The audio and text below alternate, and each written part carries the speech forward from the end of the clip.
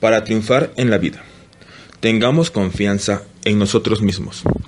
Todos los elementos del éxito se encuentran en nosotros.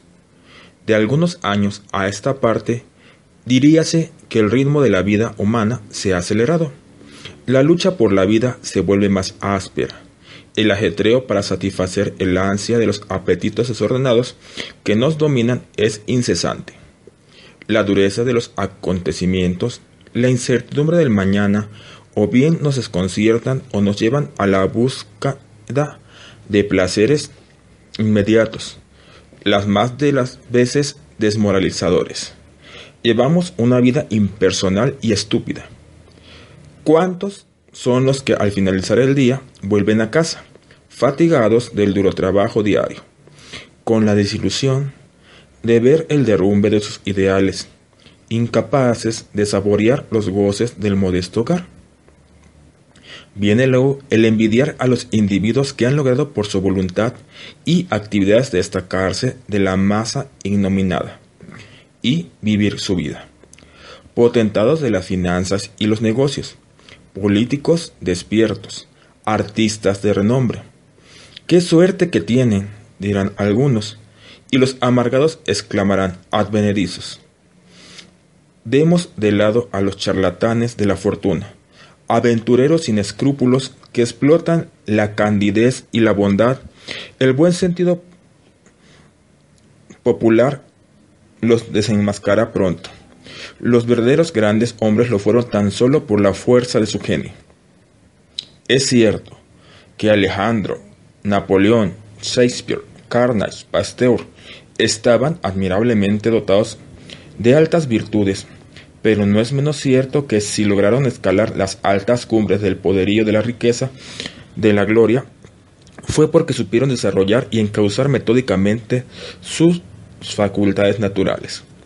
Sería necio pretender ser uno mismo un Napoleón o un Pasteur, pero conviene sin embargo no menospreciarse. Si aprovecháramos de mejor manera todas nuestras facultades, conseguiríamos resultados insospechados.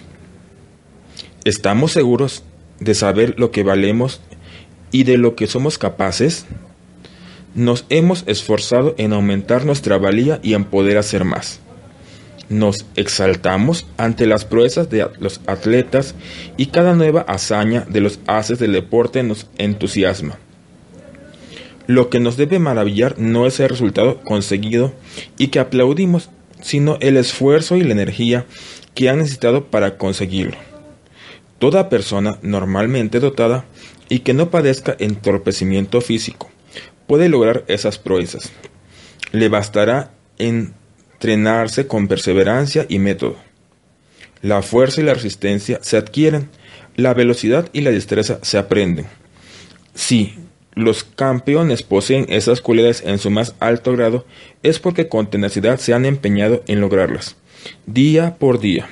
Los ejercicios corporales le dan más fuerza, más agilidad, movimientos más rápidos y exactos, que los hacen aptos para soportar sin fatiga un esfuerzo prolongado.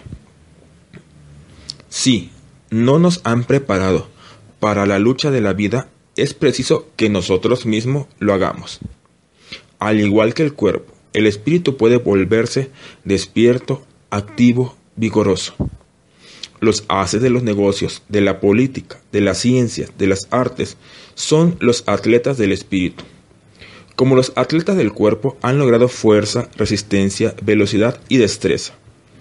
Han sometido sus facultades a severa disciplina. Con resolución han puesto en sus manos su autoeducación. Desgraciadamente, es preciso aprender el combate de la vida. Los más hemos salido de la escuela con unas armas, las que da la instrucción, pero no hemos aprendido la técnica de esas armas. No se nos ha educado. Jean Montaigne decía: más vale cabeza equilibrada que muy llena. A pesar de sus méritos y de su buen deseo, hoy día los maestros se han visto obligados a llenarnos el espíritu con las materias de programas recargados, descuidando el modelar las potencias preciosas del alma. No obstante, los sabios consejos de nuestros padres, estamos completamente inermes y desamparados porque la mucha ciencia que nos ha imbuido es de poca eficacia en la vida. No se nos ha enseñado a emplearla con fines prácticos. La vida se ha encargado de darnos algunas lecciones que nos han costado muy caras. La experiencia así adquirida ha sido muy dura y la desilusión que nos ha producido tanta que nos hemos encontrado faltos de fuerza para ponerla en práctica. Y en vez de adelantarnos a los acontecimientos, nos hemos dejado arrastrar por ellos. Hemos creado nuestro propio sopífero. Vigilamos avaros la salud del cuerpo y para nada nos preocupamos de la del espíritu y del carácter. Y sin embargo, son estos los que el ajetreo de la vida moderna desgasta más rápidamente.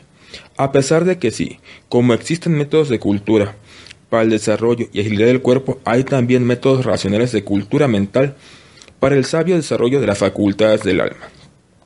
Los hombres superiores no lo han sido tras una ruda disciplina que voluntariamente se impusieron y que prosiguieron con tenacidad.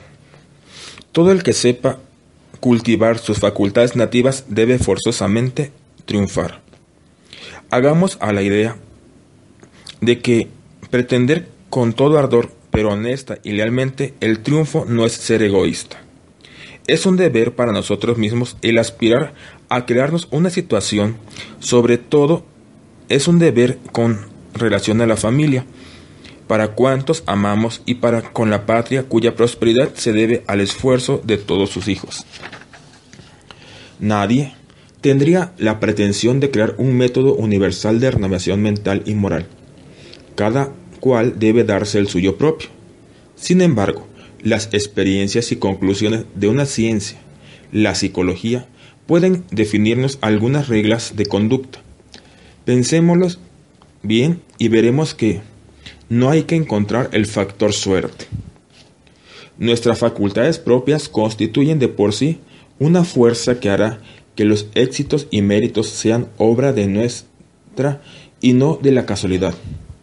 Debemos comprender que tenemos una personalidad original capaz de un valor social único y que conviene sepamos desarrollar ese complejo de cualidades que no son privativas.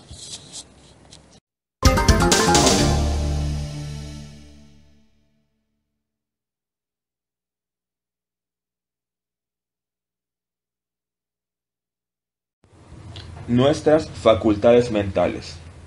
Diversidad de nuestras facultades. Pregunta: ¿hemos pensado alguna vez en examinar las múltiples facetas bajo las cuales se manifiesta el espíritu humano? Con el deseo de aprovechar de la mejor manera posible ese espíritu, ¿hemos pensado en adentrarnos en él? Sus múltiples y dispares actividades constituyen tres grupos: sentimientos, inteligencia y voluntad. El sentimiento es la facultad que tenemos de registrar los hechos por reacciones penosas o agradables que producen en nosotros. El sentimiento es primordial por cuanto nuestra personalidad afectiva rige por lo común nuestras relaciones con el mundo exterior. Nos conducimos bien o mal según nuestros sentimientos y deseos, sean nobles o vulgares. Los sentimientos nobles nos perfeccionan, los bajos instintos nos envilecen. El sentimiento fuerza toda espontaneidad, toda intuición debe, por tanto, educarse. Hay tendencias que deben extirparse y las más vulgares deben subordinarse a las más elevadas. La inteligencia es la facultad de conocer, de comprender y de aprovechar los conocimientos. Nuestros sentidos nos informan sobre el mundo exterior. Nuestra memoria registra todo cuanto se representa a los sentidos y al espíritu. Cuanto mejor los registra, tanto más se enriquece nuestra experiencia y nuestra actividad tiene mayores recursos a su disposición.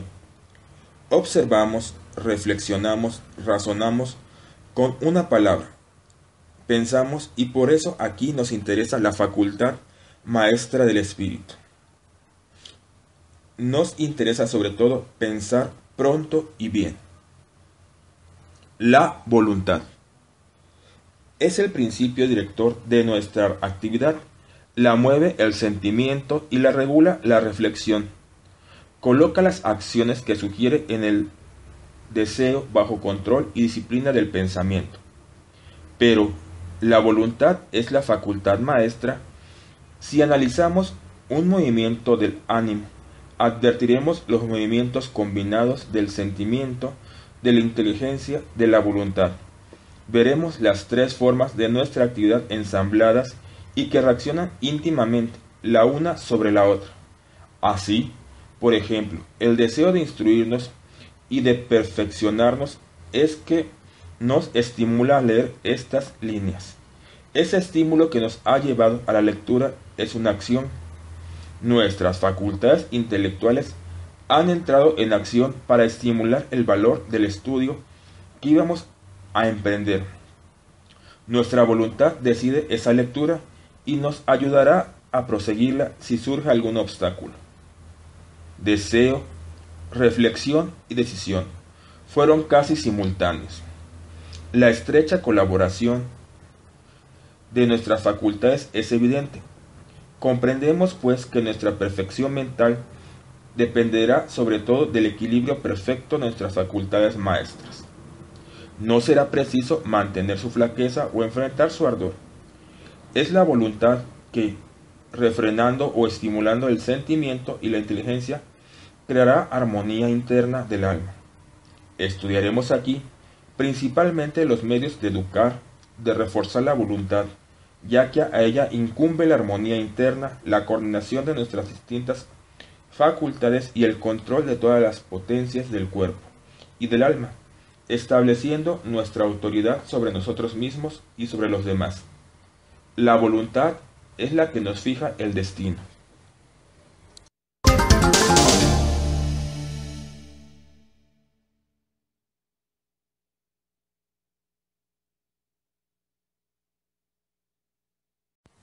Educación de la voluntad.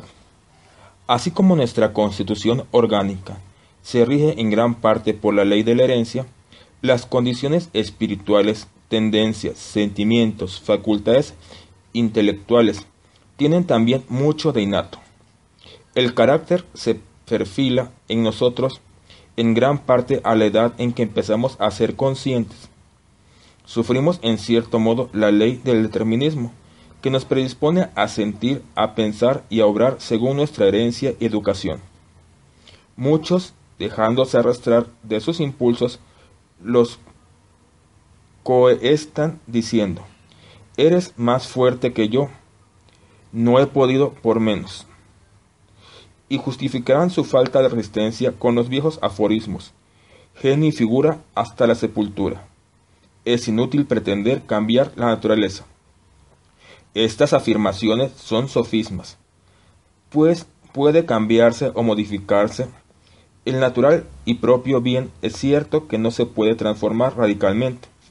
Se puede por lo menos imponer a la conciencia la voluntad de librarse de sus servidumbres.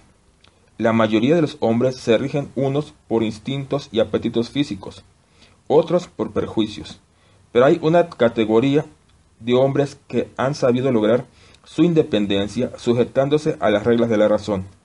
Seamos de esta categoría. Cultivemos la voluntad. Si queremos que la personalidad se acuse con recios caracteres, lograr una posición mejor y realizar el ideal que nos hemos propuesto, y antes de haber iniciado el primer esfuerzo, nos sentimos desanimados y cansados, abandonados a la intención y negligencia. Tratamos de ver por qué medios y en qué prácticas conseguiremos lograr y lograremos la autodirección. Tengamos conciencia de nuestras fuerzas. Comencemos por poner en práctica unos cuantos consejos que no requieren fuerza especial de carácter.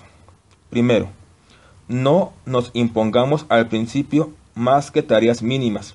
Cada esfuerzo logrado facilitará la obtención del inmediato. Segundo, no confiemos demasiado. Guardemos silencio. Cuando no necesitamos hablar, seamos sobrios de ademanes y no digamos nuestras impresiones, escuchemos y no comentemos. Tercero, cuando hablemos, hagámoslo sin atropellar. Elijamos las expresiones, no lancemos la primera que se nos ocurra. Esforcémonos en dar con la que mejor exprese nuestro pensamiento. Hablemos con convicción, pero sin gesticular. Cuarto, escuchemos sin interrumpir al que nos hable, aunque ello nos cueste trabajo. En una conversación animada, tengamos calma y no nos exaltemos. 5. No aprobemos lo que se diga delante de nosotros, solo por ser agradables a nuestro interlocutor. No hablemos por el prurito de dar a conocer nuestro saber. Tengamos solo en cuenta solidez de las ideas. 6. Para hablar o juzgar, no nos dejemos influir por las contingentes o contingencias externas del lugar gratas a nuestros vecinos. Guardemos el dominio del pensamiento. De buenas a primeras no alcanzaremos dominarnos, a deshacernos de las ligaduras que nos sujetan a las fuerzas y las paralizan, lineamientos a las ambiciones. Contentémonos en los comienzos con éxitos pequeños. Podremos lograr todos los días alguno. Tendremos asegurado el éxito con solo un poco de constancia. Cultivemos la fortaleza del espíritu. El anterior sistema nos ha dado conciencia de nuestra fuerza. En lo sucesivo deberemos ampliar la potencia. Ya no somos irresolutos y negligentes. Tenemos fe en el éxito, pero necesitamos constantemente renovar nuestras fuerzas. Busquemos los manantiales más ricos donde sacarlas. Concentremos el espíritu en un objeto y meditemos. Pensemos tan solo en una cosa a la vez, pero absorbiéndonos completamente en ella. Lleguemos hasta el final de nuestro pensamiento. Acostumbrémonos a la observación rigurosa sin dejarnos distraer o engañar por la imaginación. Encadenémonos, asociemos las ideas que pronto nos sorprenderá comprobar cómo progresa el espíritu. Pero acostumbrémonos también a cambiar bruscamente el motivo de las reflexiones y hacerlo hasta tanto lo logremos sin fatiga. Los tratados sobre educación de la voluntad proponen los ejercicios siguientes. Leamos a diario unas cuantas páginas de algún libro que trate de aspectos esenciales de la vida. Concentrémonos en el espíritu en lo que leamos, no consintiendo que se distraiga y, si se aparta del asunto, reintegrémoslos a él, inexorablemente. Annie Besant. Leamos 5 minutos y meditemos 15 sobre lo que hayamos leído. Los teósofos. Cuando poseemos, fijamos en las personas que se cruzan. Cuando paseemos, fijémonos en las personas que se cruzan con nosotros. Anotemos con mayor precisión posible el corte y el color de sus vestidos, de sus zapatos, su peinado y sus actitudes, gestos y ademanes. Con las cosas procedamos en igual forma y adquiramos el hábito de ver y el recuerdo por mucho tiempo de las cosas. D'Urville. Reproduzcamos rasgo por rasgo el retrato de una persona.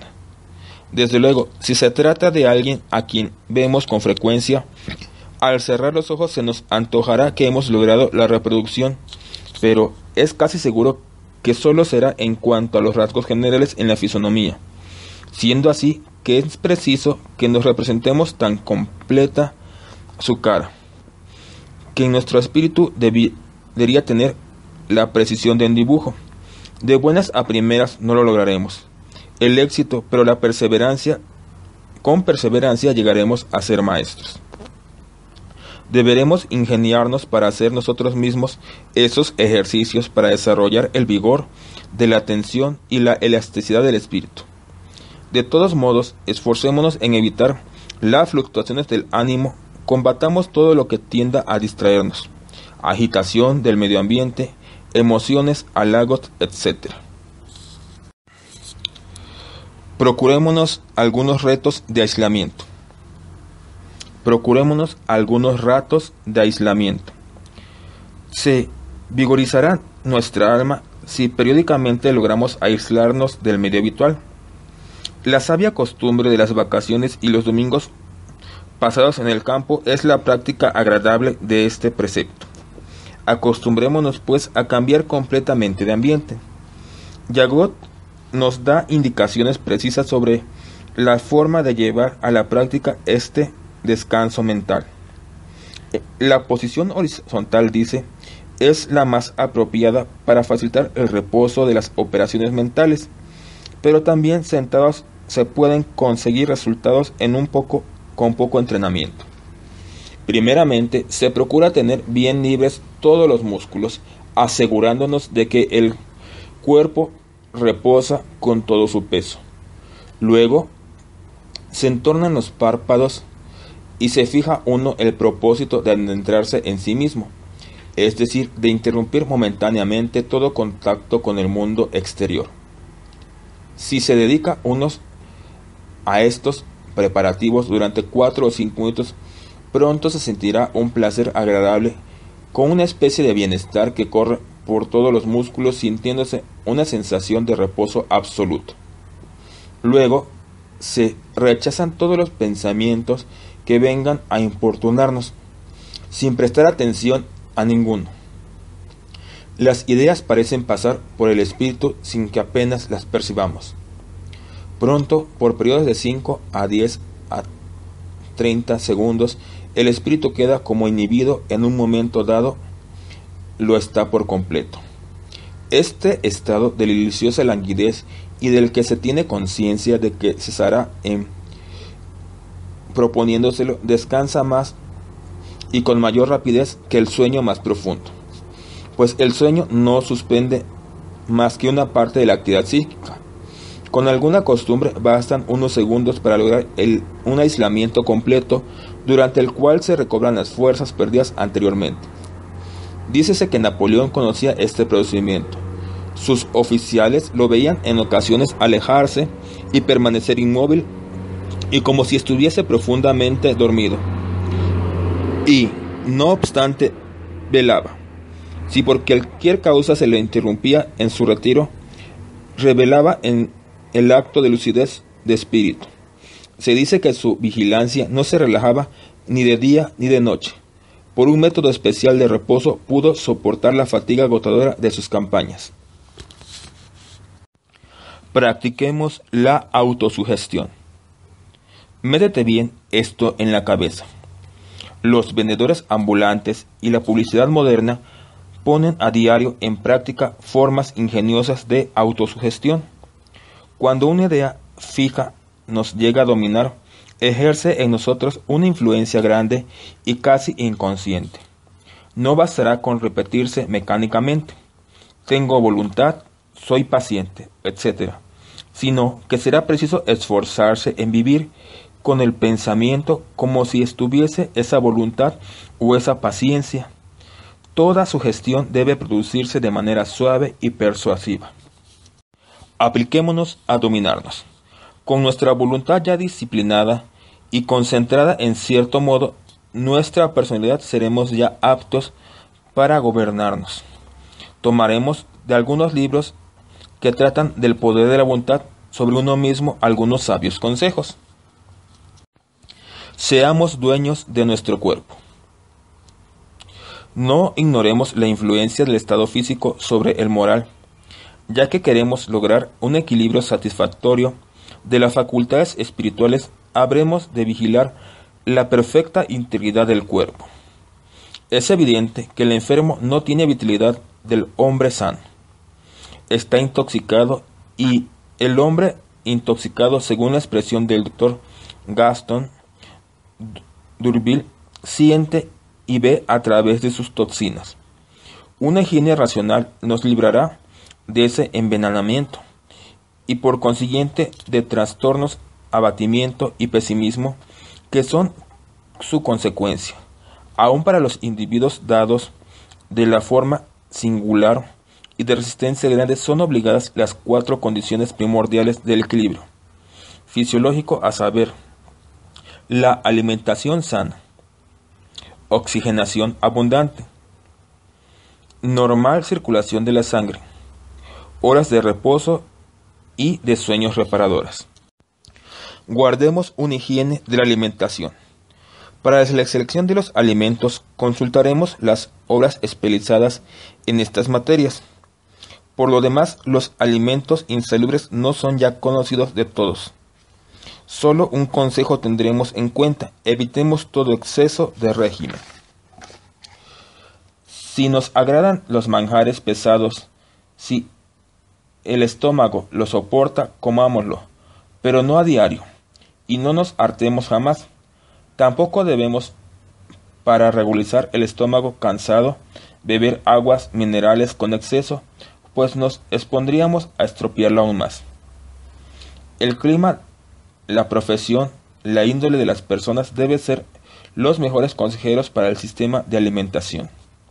Luego de algunos hartazgos, una cura de fruta y agua potable nos lavará los riñones y el hígado. Si no tenemos que hacer grandes esfuerzos físicos, inclinémonos a ser vegetarianos. Las legumbres frescas, los cereales y las frutas nos conservarán la sangre pura y viva.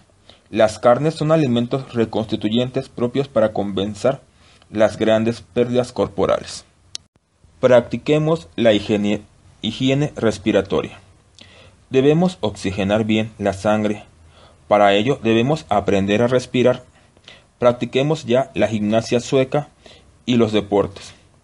Continuemos, si aún no lo hacemos, ejercitándonos en movimientos respiratorios. A continuación se señalan algunos. Primero, basándonos en el ritmo del pulso, hagamos una profunda inspiración de 6 segundos. Conservemos el aire inspirado 3 segundos y expirémoslo en 6 segundos. Sobre poco más o menos, conservemos los pulmones vacíos durante 3 segundos. Poco a poco y progresivamente ampliemos el ritmo respiratorio, sin rebasar nunca la cadencia de 20 segundos, 10 segundos. Debe hacerse este ejercicio con mucha frecuencia y con suma atención. Pronto alcanzaremos el hábito de aspirar y expirar el máximo de los pulmones. Segundo, respiración diafragmática. Echémonos en la cama. Coloquemos ambas manos sobre el vientre, cerremos la boca y aspiremos el aire por la nariz, hinchando el abdomen. Mantengámoslo así durante 1 o 2 segundos. Al final de cada aspiración, expiremos luego lentamente, vaciando a fondo los pulmones. Cuando tengamos el abdomen bien bajo, prensémoslos de arriba a abajo con las manos. A veces, en lugar de expirar el aire de los pulmones, retengamos el aliento, contraigamos el abdomen 4 o 5 veces con ayuda de las manos para prensarlo de arriba a abajo. Pero sea cual fuere el ejercicio, debemos evitar la fatiga. Con la práctica de estos métodos de respiración, no solo absorberemos más oxígeno, sino que en los pulmones, además haremos una especie de masaje, y esta respiración abdominal costal, al descomprimir el plexo solar, producirá buenos efectos sobre los nervios. La práctica diaria de los ejercicios metódicos evitará los estados deprimentes. Ayudemos a la circulación de la sangre. Para ayudar a la circulación de la sangre, debemos tomar duchas de agua fría todos los días al levantarnos, o si esto no es posible, podemos usar una esponja y rociar con agua fresca y la debemos comprimir y pasar por el cuerpo. Para esto último no se requiere instalación. Las personas cuya salud no les permite soportar el agua fría, deberán todas las mañanas friccionarse el cuerpo con la palma de la mano o con un guante de crin. Estos cuidados regularizan la circulación de la sangre y limpian los poros de la piel de grasas y polvos que obstruyen. Debemos saber descansar. Funcionando normalmente el organismo, debemos procurar no cansarlo demasiado. Para compensar la diaria fatiga, se necesita un sueño tranquilo y suficiente. Se deben pasar las noches tranquilas para tener el espíritu lúcido y el cuerpo puesto con el máximo de potencia y de resistencia. La falta de sueño cansa y deprime, pero si el descanso levanta la voluntad, esta nos ayudará a conseguir un sueño recuperador. Jagot nos señala los medios para lograr un sueño tranquilo y reparador. Acostémonos estirándonos por completo los miembros, busquemos una postura cómoda, en la que cada parte del cuerpo repose con todo su peso, de preferencia sobre el lado derecho o la espalda. Si nos acostamos sobre la espalda, inclinemos ligeramente hacia el lado derecho. Hecho esto, y siendo la mejor posición del cuerpo aquella en que estamos más a gusto, permanezcamos completamente inmóviles, con los músculos en distensión. Procuremos que el pecho no esté contraído ni comprimido. Debe hallarse desembarazado. Coloquemos la cabeza en forma que no fatigue los músculos del cuello. Al cabo de un rato nos sentiremos de modo tan imperioso la necesidad de movernos que no nos sabremos resistir. Tomemos entonces la posición primera, obligándonos de nuevo a la inmovilidad y vigilando de nuevo el impulso de movernos para resistir en cuanto se produzca.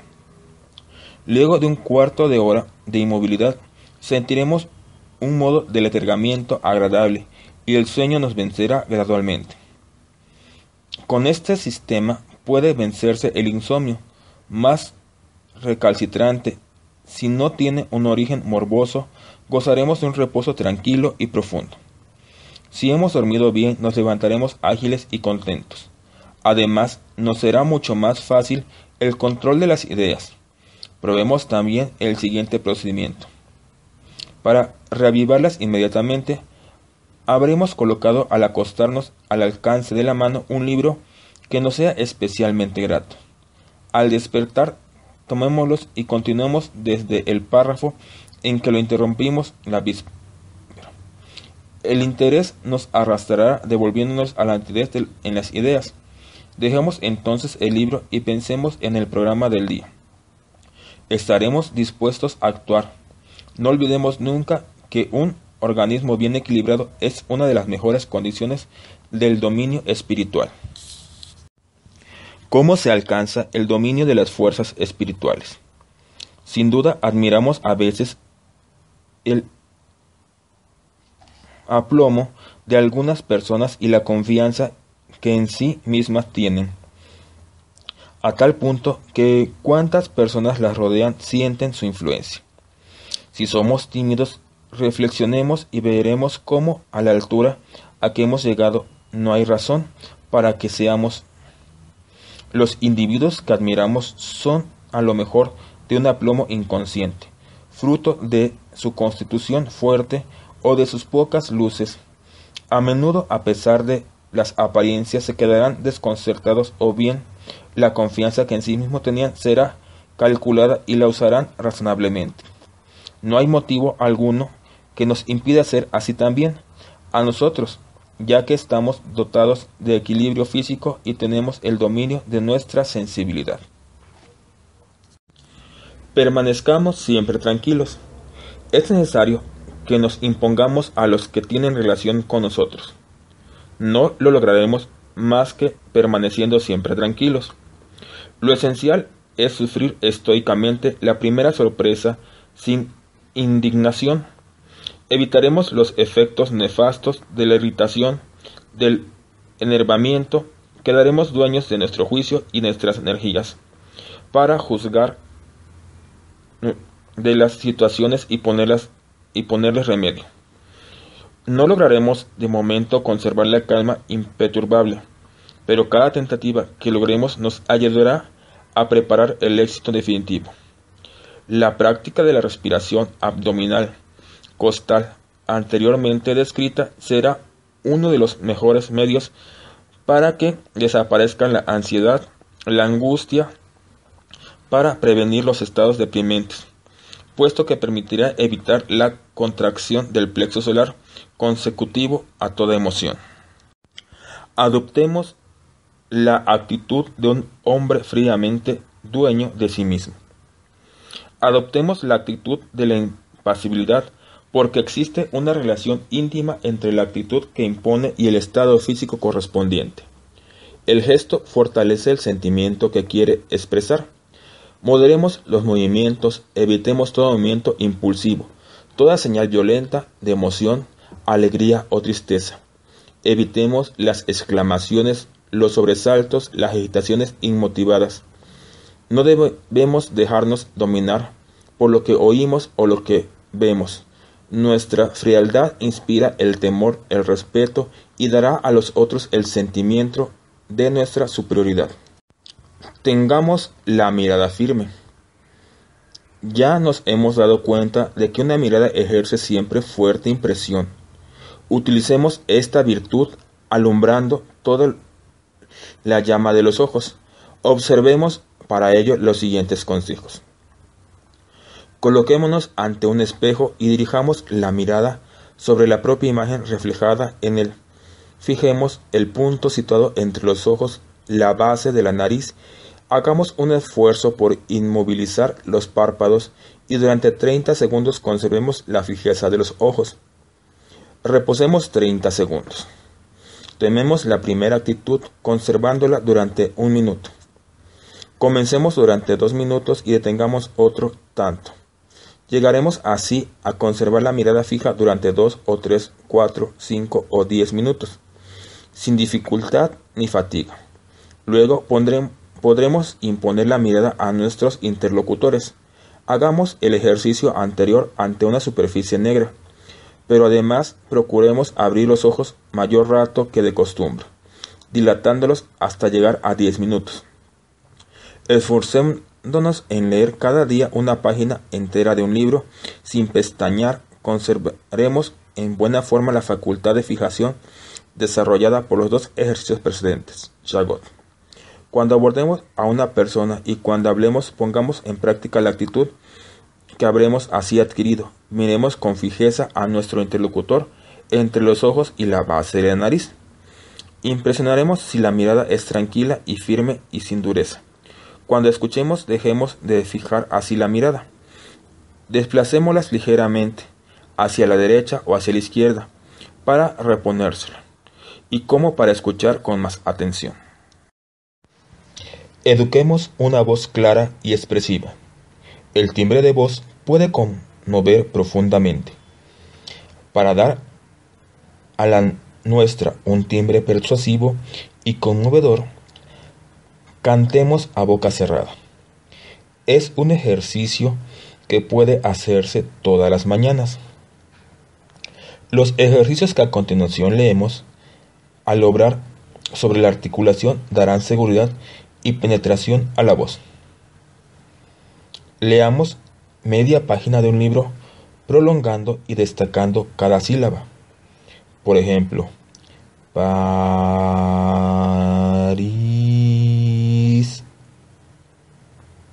es la capital de Francia. Segundo, si la sonoridad del timbre determina la emoción, la nitidez de la articulación impresiona al espíritu y da a la palabra la facultad de convertir en pasivos los cerebros a los cuales se dirige.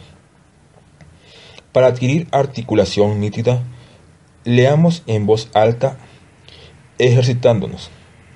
Primero, en separar bien las sílabas. Segundo, en articular cada consonante como si fuera triple. París, es, capital de Francia, etc. Tercer ejercicio. Hagamos el ejercicio precedente, pero leyendo cada vez más aprisa, sin dejar de triplicar las consonantes ni de marcar un pequeño compás. Hablemos en tono moderado. Nuestra palabra tendrá más poder cuanto más nítida y firme sea, pero también moderada. Sabemos lo que queremos decir.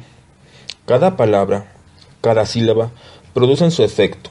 No pronunciemos jamás ninguna que sean violentas, impacientes, descorteses o que puedan herir a nuestro interlocutor. Escuchemos impasibles, evitemos exclamaciones y las interrupciones. Aguardemos para contestar a que hayan terminado lo que dicen o lo que tienen que decirnos. Si exaltamos, sin exaltarnos, permanezcamos dueños de nosotros mismos. Seremos dueños de la conversación y lograremos ganar la partida. Si fracasamos, tenemos la seguridad de que nuestras palabras tranquilas pero categóricas procurarán al adversario, lo sugestionarán y en realidad no habremos perdido definitivamente la partida. Sobre todo, observemos los caracteres y aprendamos a gobernarnos. Desarrolla así nuestra acción. No será igual sobre todo los individuos. Será necesario conocer el carácter de aquellos con los que tenemos que tratar. Pero no nos dejemos desconcentrar con sus recursos de combate y utilicemos los medios para dominarlos. Hemos afirmado la voluntad, perfeccionado las facultades según los métodos generales, pero cada día hay que aplicarla a casos particulares. Primero, observemos a los demás sin perjuicios. Atribuimos a lo mejor determinadas intenciones a una persona y sin duda tiene otras inesperadas, que nos sorprenderán. Esta nos parecerá tal y sin embargo será muy otra. Si nos preocupamos por penetrar sus intenciones, esperemos todos los obstáculos, ninguno se desanimará. Segundo, no traicionemos en ningún caso nuestras impresiones, buenas o malas, pero interpretémoslas rápidamente para llevar a la práctica lo que nos propongamos. Abroquémoslos tras la máscara flemática que hemos adoptado. Examinemos con sangre fría todo acontecimiento que despierte nuestra atención, todo argumento que nos opongan, para no cejar sino por motivos superiores. No insistimos tontamente ante una resistencia que juzguemos inflexible. Aprovechemos de las circunstancias. Así, observando al adversario, veremos que a veces tal argumento que pensábamos esgrimir hubiera sido de efecto desastroso, mientras que otro en el que pensábamos y que se nos ha ocurrido en el discurso de la conversación es precisamente el más conveniente. Dejemos de hablar y hagamos hablar, con lo que veremos con la mentalidad de nuestro interlocutor, sus puntos de vista, sus intenciones, así adaptaremos a ello nuestro plan. Tercero, conservemos la sonrisa, no seamos nunca imperiosos. Con la serenidad amable, engendremos en los demás un estado de receptividad propicio y necesario para el triunfo. Tendremos, sin necesidad de precipitarnos, el tiempo preciso para exponer nuestras reflexiones. No nos impongamos por la brutalidad. Daríamos lugar a una resistencia inquebrantable. Volvamos dulcemente sobre el mismo asunto. Expongámonos sin insistencia. Todos nuestros razonamientos, los más testarudos, se verán obligados a reflexionar y muchas veces tendrán que adoptar la resolución que propongamos. A este propósito, la Los consejos de Yagot son tales que no se puede añadir ni quitar nada. Persuadir es crear en el espíritu de un individuo las ideas, los sentimientos, los deseos que quisiéramos hacerle aceptar. Todos nos esforzamos en la vida por emplear la persuasión.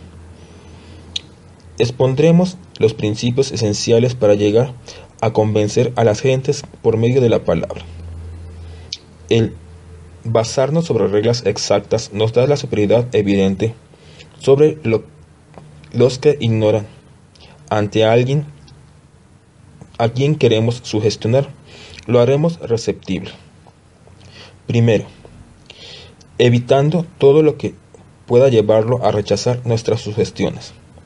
Segundo, predisponiendo su espíritu para que sufra la influencia que quisiéramos que nuestras palabras ejercieran en él. Para ello es necesario evitar toda impresión desagradable, irritante, fastidiosa o repulsiva, pues inducirá a nuestro interlocutor a rechazar los impulsos que queremos llevar a su ánimo. Se imposibilita toda la influencia persuasiva, si se abruma a las personas con adjuraciones justas o no.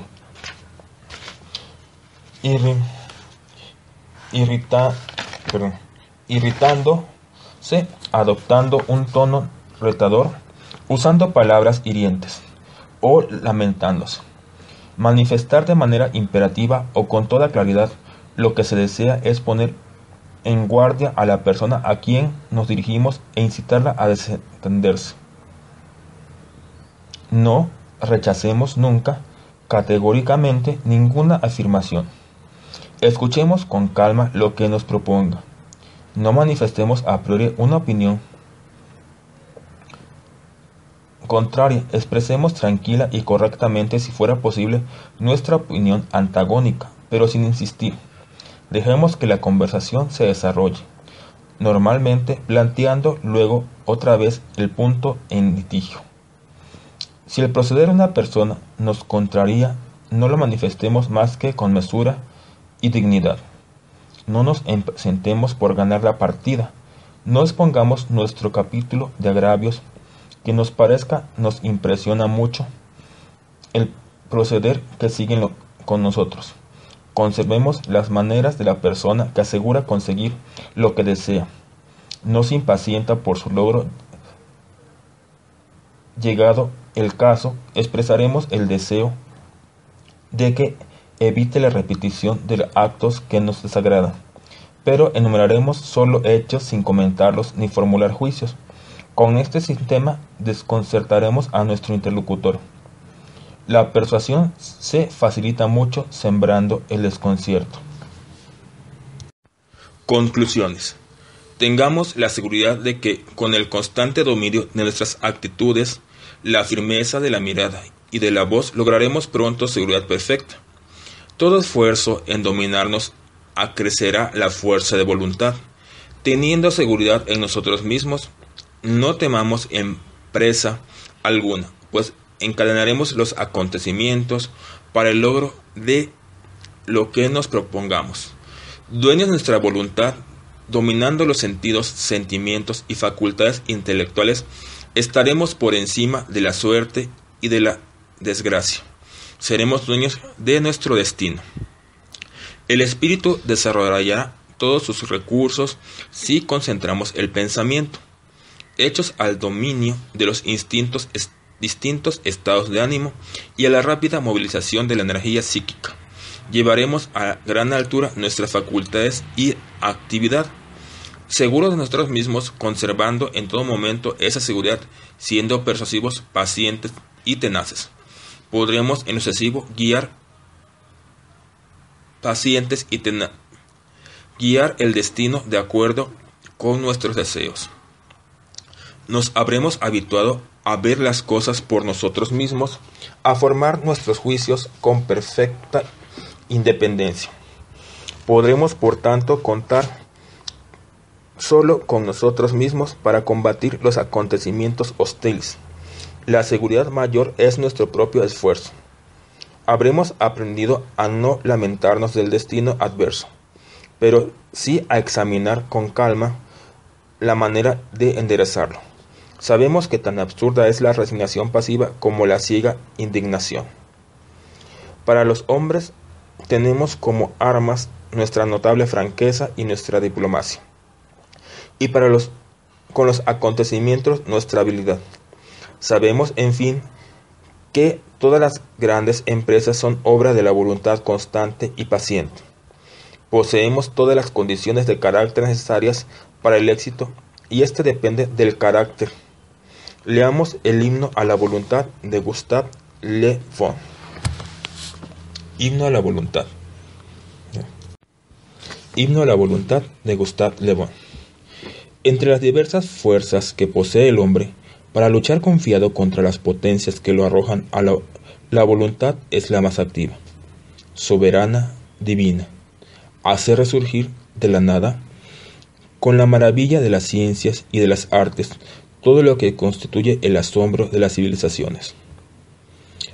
Remontando la cadena de la historia y buscando las razones por las que algunos pueblos lograron su grandeza y cómo los grandes sabios arrancaron el universo, su secreto siempre encontraremos en una voluntad enérgica con base de esos éxitos. Si queremos saber por qué de la decadencia de algunos pueblos y la razón por la que Roma, después de su auge portentoso, cae bajo el yugo de los bárbaros, veremos que la causa profunda fue el debilitamiento de la voluntad. Es por tanto esta facultad la cualidad maestra, así de los individuos como de los pueblos.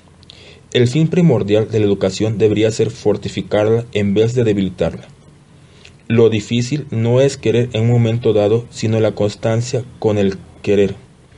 Una voluntad fuerte no desespera nunca. Me salvaré a pesar de los dioses, exclamaba Ajax, envuelto por las olas que desencadenó la ira de Neptuno. La fe que remueve las montañas se llama voluntad. Es el verdadero genio creador de las cosas, y si la historia moderna no nos muestra naciones que cada día se engrandecen en tanto a otras permanecen estacionarias o declinan, la razón estriba en la diferente voluntad que poseen. El mundo está regido no por la fatalidad, sino por la voluntad.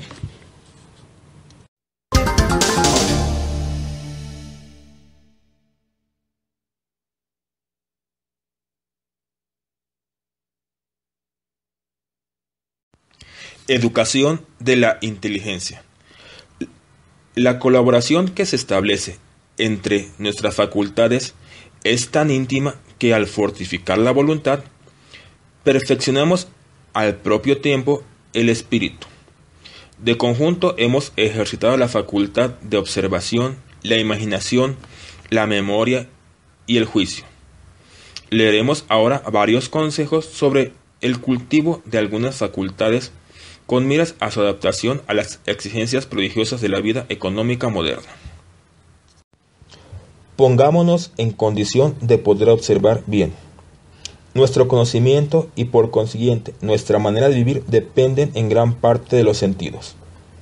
Si están fisiológicamente bien, tendremos que aumentar su potencialidad, esto es, desarrollar por un lado su agudeza y rapidez en las percepciones y por otro nuestras aptitudes de observación. Seamos curiosos y escuchemos, miremos, toquemos, olamos. Es preciso que las percepciones sean las más precisas. Para ello sobran los ejercicios. No hay más que practicarlos e imaginarnos. Así aprenderemos a desarrollar, primero, el sentido de las distancias, de las dimensiones y las proporciones. Apreciaremos a ojo la longitud de una regla, de una mesa, de una calle. Verificaremos luego, después de alguna práctica casi, no nos equivocaremos. Paralelamente, evaluemos las superficies, los volúmenes y confrontemos los resultados. Tracemos una línea recta y luego, a simple vista, otra cuya longitud sea del doble, triple, etc. Tracemos triángulos de 2 y 3 lados iguales. Intentemos trazar a mano un cuadrado, una circunferencia. Segundo, el sentido de las formas. Examinemos un objeto, observemos sus contornos, luego sin verlo dibujémoslos de memoria, comparándolo después. Tercero, el sentido de los colores. Pregunta, ¿cuántos colores conocemos? Digamos con exactitud su nombre, apreciemos los diferentes matices de un mismo color. Aprendamos a zurcir un tejido con hilos del mismo tinte. Aprendamos a valorar la intensidad de la luz y de las sombras. En la observación no omitimos ningún detalle, pues su minuciosidad será garantía mayor de su valía. El bien observar consiste en apreciar el mayor número de detalles. Solo de esta manera nuestros conocimientos serán precisos y originales. No solo debemos percibir con exactitud, sino que deberemos interpretar nuestras percepciones comparándolas y encadenándolas. Procedamos con método en lo que observemos, sea lo que sea. Demos vueltas al objeto que examinemos. Sentidos agudos y atención entrenada nos permitirán la apreciación precisa y rápida, y contacto pleno con el mundo exterior. Los libros son uno de los medios principales de instrucción. Aprendamos a leer, leamos con atención y anotemos lo que nos ha interesado, particularmente, pues así lo recordaremos mejor. Aprendamos a utilizar lo que nos enseñan los libros. Cultivemos la memoria. Todos los ejercicios que se hacen para el desarrollo de diversas facultades se compenetran unos con otros. Por ello, fortaleciendo la atención, perfeccionaremos la memoria, que interviene de manera eficacísima en la mayor parte de los medios de conocimiento y de acción, rapidez y precisión en la observación, en el juicio, condiciones de réplica, facilidad de elocución, multiplicidad de nuestros conocimientos. Todo depende, de cierto modo, de la memoria. El juego de esta facultad comprende 3 fases sucesivas: adquisición de las impresiones, su conservación y su recuerdo. La adquisición es el poder de retener toda impresión sugerida, bien por la percepción externa, bien por la imaginación o el pensamiento. Ese poder depende de la fuerza e intensidad de la impresión primordial, también de su repetición. La fuerza de impresión depende de la sutileza de los sentidos, órganos de percepción, de la curiosidad del espíritu, de la fuerza de la atención y del poder del espíritu analítico. La repetición depende exclusivamente de nuestra voluntad. Una clasificación bien ordenada de los conocimientos asegura su conservación, pero lo demás inconsciente. Clasifiquemos por tanto las ideas, recojamos nuestras sensaciones dispersas, liguémoslas con aquello que se asemeje u oponga además en cuanto las hayamos experimentado. Volvámoslas con reiteración al espíritu, anotemos su importancia, pues con ello tendremos muchas probabilidades de guardarlas por mayor tiempo en la memoria. Por esto conviene todas las noches anotar las impresiones del día, especialmente dando preferencia a las que más interés se tiene en recordar. Cuando rasguemos las notas nos quedará el recuerdo. La facilidad de recordar. Lo depositado en la memoria depende de la mayor o menor intensidad, primera de las percepciones y de las ideas, y de la habilidad con que sepamos valernos en la ligazón que las une. Evocaremos un recuerdo colocándonos en el ambiente primitivo. Una idea reaparecerá en la conciencia al propio tiempo que todas aquellas con las que está coordinada. Un solo detalle concreto provocará el recuerdo de una larga serie de hechos. La rapidez en la vuelta de los recuerdos es una de las más preciadas facultades. Sin ella tendremos siempre el espíritu tardo. Propongámonos pues para poner en práctica un juicioso y metódico sistema de asociación de ideas. Perfeccionemos la memoria de las formas, de las proporciones, de los colores o en general de todas las percepciones sensoriales. No olvidemos desarrollar la agudeza emocional de los recuerdos de hacer renacer en derredor de la imagen las emociones que acompañaron la primera visión del objeto.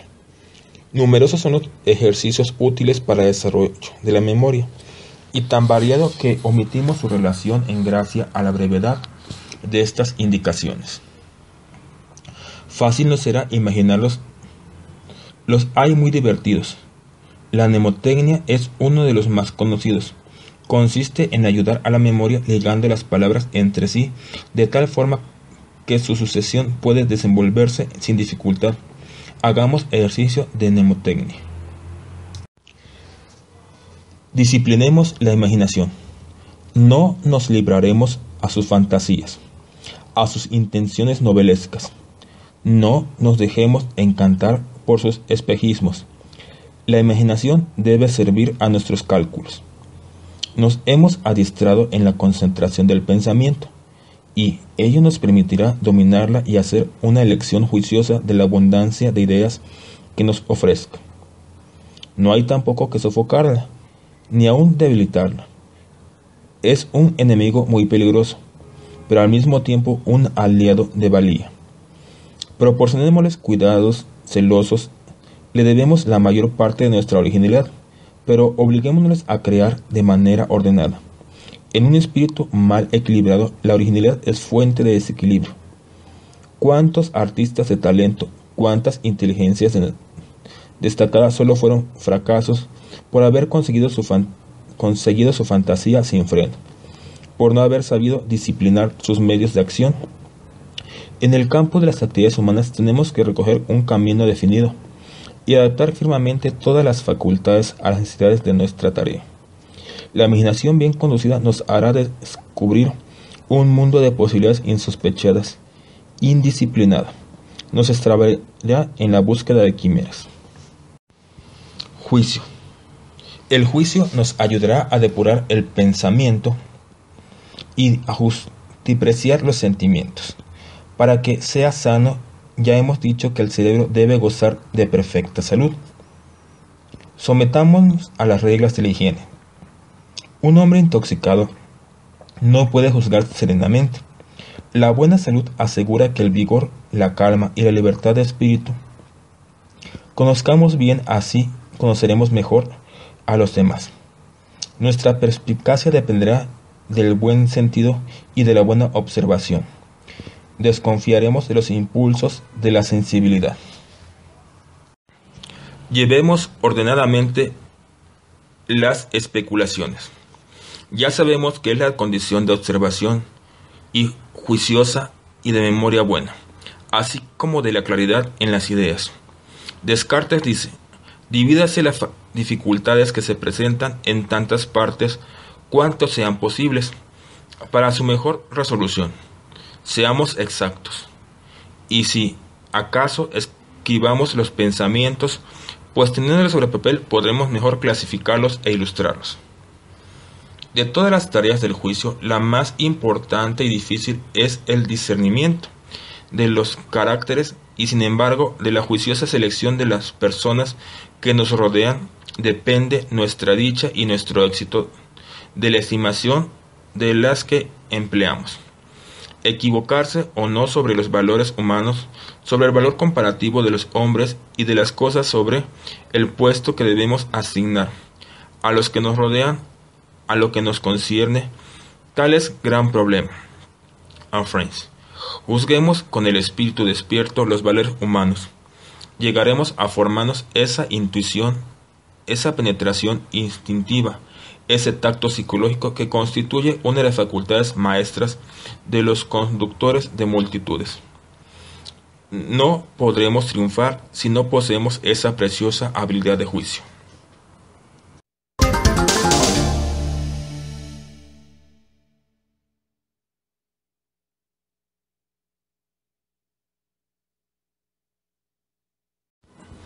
Consejos a los padres educadores. Ahora que estamos educados por el esfuerzo de la voluntad, Queremos que nuestros hijos consigan por nuestra diaria atención las facultades mentales que juzgamos necesarias para nuestra formación. A continuación, leeremos algunos consejos para esta labor que estimamos sin duda la más grave de la vida. Formemos las costumbres. Empecemos muy pronto a imponer ciertas maneras de hablar y obrar. Con ello formaremos maneras especiales de sentir y de pensar. Esforcémonos en hacer agradables las acciones. No retengamos el esfuerzo, pero es preciso que éste tenga éxito. El niño vive solo para el momento, el fracaso lo desconcierta. Debemos saber mandar. No mandemos nada que esté sobre las posibilidades del niño, pero en lo que ordenemos exijamos obediencia ciega, sin protestas ni reticencias. Seamos parcos en mandar y hagámoslos con voz simpática y alegre que induzca a la acción. Si tropezamos con una negativa obstinada, no cejemos hasta triunfar de la rebeldía, que ni risa ni lágrimas nos hagan retroceder. Para hacer fácil la obediencia, inspiremos confianza en el niño, no engañándolo nunca. Ganemos su afecto, amándolo, inspiremos el respeto, mostrándonos ante sus ojos superiores de todo. Hagámonos obedecer. Debemos saber inspirar respeto. No nos haremos obedecer ni con torrentes de palabras ni con súplicas o brutalidades. Obliguemos al niño a la obediencia, explicándole el motivo de los mandatos y haciendo un llamamiento a sus buenos sentimientos. Por lo demás, debemos ajustarnos a su carácter. No olvidemos nunca que a los ojos del niño, el acuerdo entre el padre y la madre debe ser absoluto.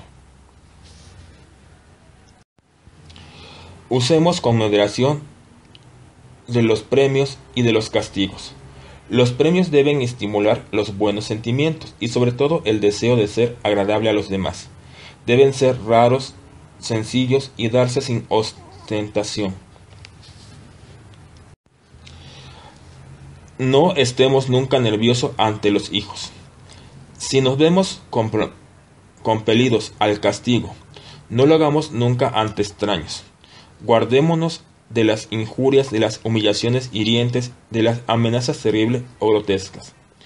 No afectemos desprecio, ni empleemos los golpes ni el hambre.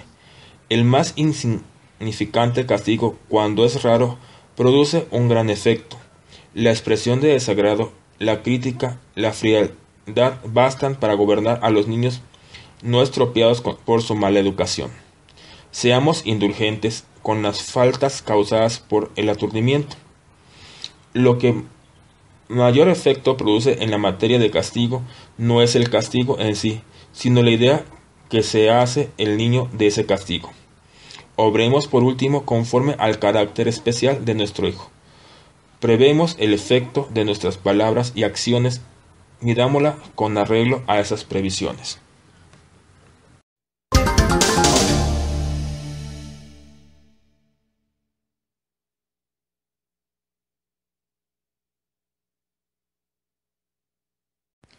Cultivemos la voluntad de trabajo.